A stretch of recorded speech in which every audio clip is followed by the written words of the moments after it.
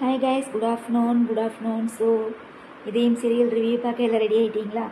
அதுக்கு முன்னாடி நம்ம சேனலை சப்ஸ்கிரைப் பண்ண மறந்துடாதீங்க. லைக் பண்ணுங்கள், ஷேர் பண்ணுங்கள், கமெண்ட்ஸ் பண்ணுங்கள். என்ன கைஸ், நேற்று சொன்ன மாதிரியே நடந்துருச்சா இன்றைக்கி எபிசோடு?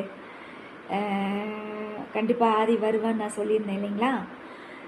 அவள் அந்த குழந்தையை ஏமாற்றலாம், ஆனால் இயல்பாகவே அது நடந்துருச்சு பாருங்கள்.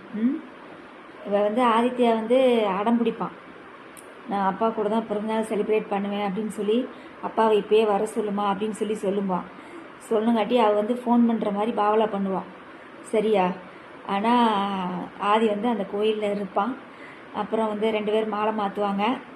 அதில் பார்த்தீங்கன்னா ஆதித்யாவுக்கு இவன் கிஸ் பண்ணுவான், ஆதித்யா இவன் கிஸ் பண்ணுவான்.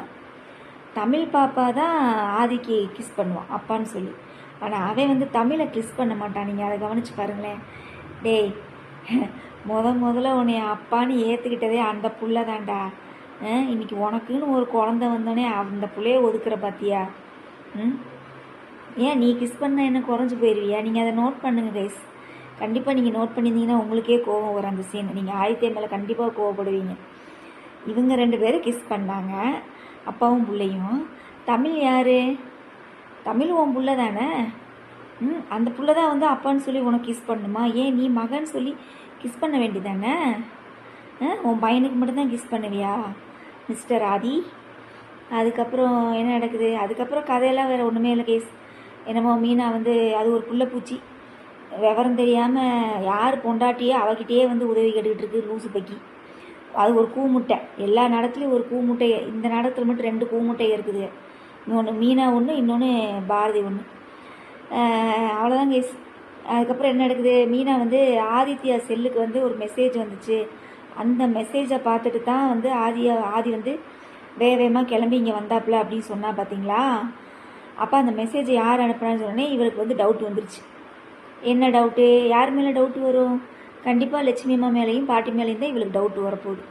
அதனால் அவங்க 2 பேரும் அன்னதான சாப்பாடு போட்டுக்கிட்டு இருக்கிறாங்க. இவ 2 பேர்த்தையும் முறைச்சிக்கிட்டு, உங்கள் 2 பேர்த்தையும் நான் தனியாக பேசணும்னு சொல்லி கூட்டிகிட்டு போய், நீ எனக்கு சத்தியம் பண்ணி கொடுத்தீங்கல்ல அப்படின்னு கேட்குறான். ஆமாம், நீ தானே சத்தியம் பண்ணி கொடுன்னு கேட்ட, அதனால தான் நாங்கள் கொடுத்தோம். இப்போ என்ன பாரதி நீயே அதை கேட்குற அப்படின்னு கேட்டோன்னே பாட்டி கண்டுபிடிச்சிருச்சு. ஆமாம், அவன் நம்மளை சந்தேகப்படுத்த நம்மளை கேள்வியே கேட்குறா அப்படின்னு சொல்லி பாட்டி கண்டுபிடிச்சிருச்சு. ஆக மொத்தத்தில் என்ன கான்செப்டில் இந்த இதயம் சீரியலை கொண்டு போகிறாங்க அப்படிங்கிறதே கணிக்கவே முடியாத ஒரு இதாக இருக்குது கைஸ்.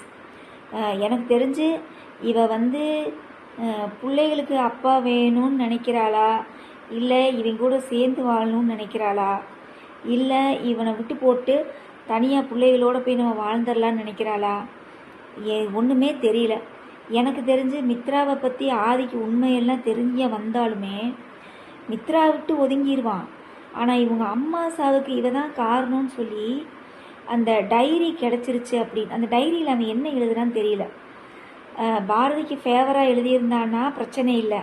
பாரதிக்கு ஃபேவராக இல்லாமல் எழுதியிருந்தான்னு வச்சுக்கோங்களேன், அவ்வளோதான், ஒன்றுமே பண்ண முடியாது.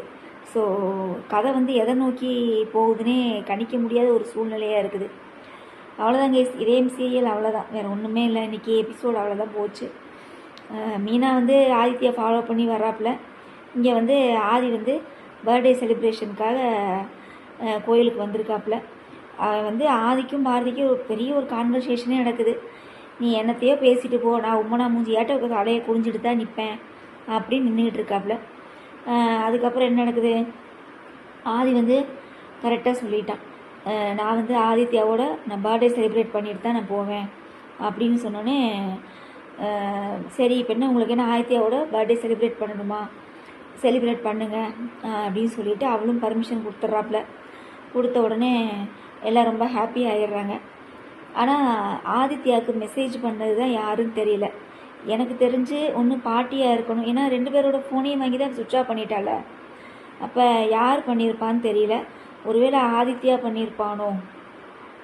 சின்ன பையன் இருப்பான் இல்லைங்களா, அந்த பையன் பண்ணியிருப்பானா, இல்லை தமிழ் பண்ணியிருக்கிறதுக்கு வாய்ப்பு இருக்கா என்னன்னு தெரியல. எனக்கு அதை கணிக்கவே முடியல. ஏன்னா ஆதித்யா வேணால் பண்ணுறதுக்கு வாய்ப்பு இருக்குது. ஆனால் ஆதித்யா பண்ணியிருந்தாலுமே அவங்க அம்மாவை ஃபோன் பண்ணி சொல்லியிருக்க மாட்டானே. எனக்கு தெரிஞ்சு தமிழ் தான் பண்ணியிருப்பான்னு நினைக்கிறேன் மிஸ். தமிழ் தான் அந்த மெசேஜை ஆதித்யாவுக்கு பண்ணியிருக்கணும். அவன் வந்து அந்த மெசேஜை பார்த்துட்டு கோயிலுக்கு வந்திருக்கணும். அதான் நடந்திருக்கும். அவ்வளோதான் மிஸ். இதில் வேறு என்ன ரிவ்யூ பண்ணுறதுக்குலாம் ஒன்றுமே இல்லை. நாளைக்கு எபிசோடை பார்த்துட்டு நம்ம நாளைக்கு ரிவ்யூ பண்ணிடலாம், ஓகேவா? அதுக்கப்புறம் இனி மீனா வந்து பாரதி தான் பொண்டாட்டியான்னு எப்போ தெரிய போகுதுன்னு தெரியல. அப்படியே தெரிஞ்சாலும் பாரதிக்கு சப்போர்ட் பண்ணுவாளா அப்படிங்கிறது கேள்விக்குறி தான். சரியா? அப்புறம் மித்ராவை பற்றி தப்பான விஷயங்கள் வந்து அவளுக்கு பட்டுருச்சு. மித்ரா வந்து ஏதோ தப்பான வழியில் பயணம் பண்ணுறா அப்படிங்கிறது மீனாவுக்கு தெரிஞ்சிருச்சு. ஒருவேளை அப்படி தெரிஞ்சு கூட பாரதிக்கு சப்போர்ட் பண்ணுறதுக்கு வாய்ப்பு இருக்குது. சரிங்களா? அவ்வளோதாங்க மிஸ். வேறு என்ன உங்களோட நிறைய குறைகளை கமெண்ட்ஸில் சொல்லுங்கள். நாளைக்கு ரிவ்யூவில் நம்ம பார்க்கலாம். மற்ற சீரியலில் வந்து பார்த்திங்கன்னா கார்த்திகை தீபம் சூப்பராக போயிட்டுருக்கு. அதுக்கப்புறம் வந்து கெட்டிமேளம் அஞ்சலி வந்து பிளாக்மெயில் பண்ணுவான்னு தான் நினைக்கிறேன். அவெல்லாம் செத்தா கதையே கிடையாது, செத்த மாதிரி நடிப்பான்னு நினைக்கிறேன். அதுக்கப்புறம் வேற என்ன, வீரா சீரியல் நான் பார்க்குறதே விட்டுட்டேன் கைஸ். ஏன்னா எப்படியும் கண்மணி வந்து வீட்டை விட்டு போயிடுவா. நீ கருவை கலைக்க போகிறாளா இனி என்ன செய்யணும்? அவங்க வயிற்றுக்குள்ளே இருக்கிறது அவங்க அண்ணேன்னுட்டு இருந்தா. இனி இவன் புருஷன் தான் ஆக்ஷன் பண்ணான்னு தெரிஞ்ச உடனே கருவை கூட கலைக்கிறதுக்கு கூட அவள் ட்ரை பண்ணுவாள். அதை கூட செஞ்சாலும் செய்வான்னு. ஏன்னா சீரியல் தானே, என்ன வேணாலும் நடக்கலாம் இல்லையா? அப்புறம் வேற என்ன சீரியல், சந்தியா ராகம் வேஸ்ட்டுப்பா. உண்மையிலேயே அந்த சீரியல் ரொம்ப ரொம்ப வேஸ்ட்டு. சீக்கிரம் அந்த சீரியலை முடிச்சிருங்க. சந்தியா ராகம்னா யாருமே எனக்கு தெரிஞ்சு பார்க்குற மாதிரிலாம் எனக்கு தெரியல. ஏன்னா தனா கதிர்க்காக வேணால் பார்ப்பாங்களே ஒழிய சீனு மாயாலாம் ஓல்டு ஃபேஷன் ஆகிப்போச்சு. கதையை ஒரே மாதிரியே கொண்டு போகிறாங்க. நீங்கள் நல்லா கவனித்து பாருங்களேன். ஒரு பிரச்சனை, அந்த பிரச்சனையை தீர்க்கிறதுக்கு மாயா, ஒரு பிரச்சனையை தீர்க்கிறதுக்கு மாயா, இப்படியே போனால் கதை போர் அடிக்க ஆரம்பிச்சிடும். கதையில் ஒரு டேர்னிங் பாயிண்ட் வேணும். அது மட்டும் இல்லாமல் ஜீ தமிழை பொறுத்தளவு எல்லா சீரியல்லையுமே பார்த்தீங்கன்னா ஒரு அத்தை பொண்ணு மாமங்காரன் இருக்கிறான்.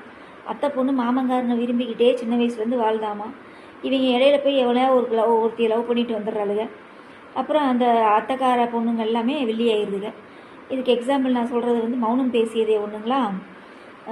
அதில் வந்து எனக்கு யாரும் என்னை தப்பாக நினச்சிக்காதீங்க சரியா? அந்த ரம்யாவோட கேரக்டர் வந்து எனக்கு ரொம்ப பிடிச்சிருக்கு. அதாவது என்ன அப்படின்னா, நீங்கள் நல்லா கவனித்து பாருங்களேன். யார் என்ன சொன்னாலும் தான் முடிவில் அந்த பொண்ணு நிலையாக இருக்குது இல்லையா? மனசில் வந்து சின்ன வயசுலேருந்தே ஆசை நம்ம மாமா தான் அப்படின்னு சொல்லி நினச்சி வாழ்ந்து சரியா கல்யாணம் பண்ணுற ஏஜுக்கு வரும்போது தன் மாமங்காரை வந்து இன்னொரு பொண்ணை கல்யாணம் பண்ணிட்டு வரும்போது அந்த பொண்ணோட மனசு எவ்வளோ வலிக்கும். உண்மையிலே நான் ரம்யாவுக்கு தான் நான் வந்து சப்போர்ட் பண்ணுவேன். யாரும் என்னை தப்பாக நினச்சிக்காதீங்கப்பா சரியா? ஏன்னா ஒரு ஒரு முடிவுனா அந்த முடிவுலேயே உறுதியாக இருக்கா பார்த்தீங்களா? யார் சொல்லியும் கேட்காம, யார் எதையும் பாதர் பண்ணாமல் அவள் முடிவில் அவள் தெளிவாக இருக்கா இல்லையா? அது சூப்பராக இருந்தது, எனக்கு ரொம்ப பிடிச்சிருந்துச்சி. அதுக்கப்புறம் வந்து ஜனனி தான் இந்த நாடகத்தில் அடுத்து வில்லியாக வருவாளாட்டிருக்குது. அவள் பண்ணுற வேலைத்தனம்லாம் அப்படி தான் இருக்க மாட்டிருக்குது. அதுக்கப்புறம் வேற என்ன சீரியல், வாரிசு சீரியல்லே அதே பாருங்கள். அந்த பொண்ணு வெண்பா வந்து சிபியை லவ் பண்ணிகிட்டு இருப்பா, இவன் வந்து தமிழை லவ் பண்ணிகிட்டு இருக்கிறான். அப்போ அந்த வெண்பா வந்து வில்லியாக மாற ஆரம்பிச்சிட்டா. அதுக்கப்புறம் வேற என்ன 2-3 சீரியலில் இருக்கும்னு நினைக்கிறேன்.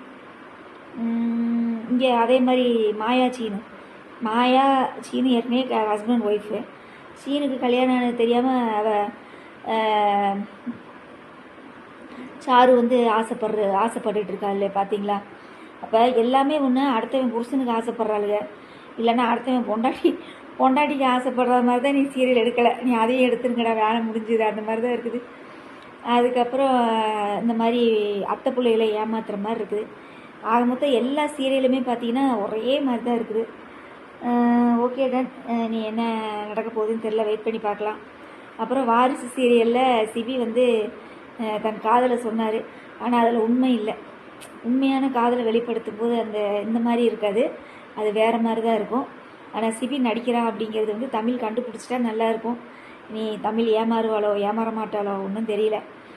அதுக்கப்புறம் எனக்கு தெரிஞ்சு புஷ்பா அப்படின்னு சொல்லி அந்த இசை வந்து கூப்பிட்டுட்ருக்கா இல்லையா? அப்போ இவன் தான் புஷ்பான்னு சொல்லி அந்த குடும்பத்துக்கு நல்லது செய்ய வரும்போது தமிழ் வந்து ஆட்டோமேட்டிக்காக விரும்ப ஆரம்பிச்சிருவான்னு நினைக்கிறேன். விரும்ப ஆரம்பித்தோன்னே இவன் விலகி போவான்னு நினைக்கிறேன். அப்படியாத்தான் இருக்கும் கைஸ் கதை. அப்புறம் வேற என்ன, மனசெல்லாம் இதாக ஓடிக்கிட்டு இருக்குது. அது ஒரு போன சீரியல். இந்த வானதி இந்த அருளையும் வச்சு போட்டு அறுக்குறாங்க நாடகத்தை. அப்புறம் மௌனம் பேசுகிறே உங்களுக்கே ஆஸ் யூஷுவல் தெரியும், ஜனனியோட ஆட்டம் ஆரம்பிச்சாச்சு. நீ எப்போ என்ன நடக்க போகுதுன்னு தெரியல, வெயிட் பண்ணி பார்க்கலாம். ஓகேவா? ஸோ உங்களோட நிறைய குறைகளை கமெண்ட்ஸில் சொல்லுங்கள். நம்ம நாளைக்கு ரிவ்யூவில் பார்க்கலாமா? ம்